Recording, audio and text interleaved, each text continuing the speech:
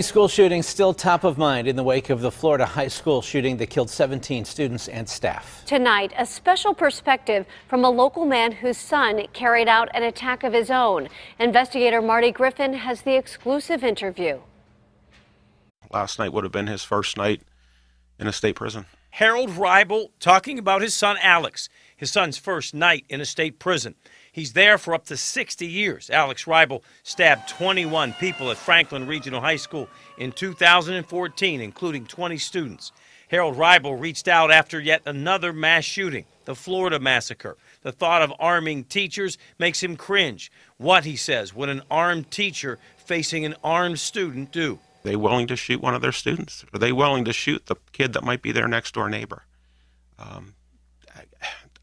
I wonder, again, and you have to be of that mindset if you're going to grab that gun. Harold Hribal says we learned nothing since the Franklin Regional incident involving his son. He says the Florida mass shooting proves it. Stopping it before it happens, to me, is a whole lot better than dealing with the aftermath after it's over.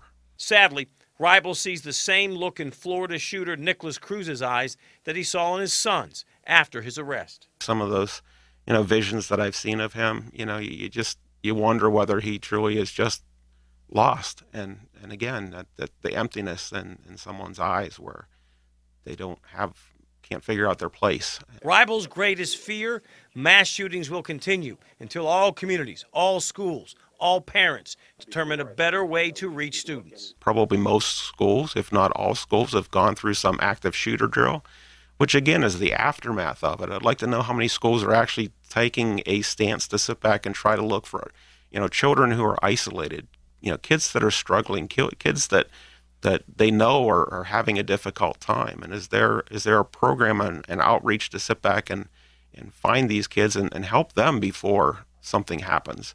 Hribal promises to talk to anyone who will listen, hoping his son's story, what he has learned, can reach folks everywhere. Marty Griffin, KDKA-TV News.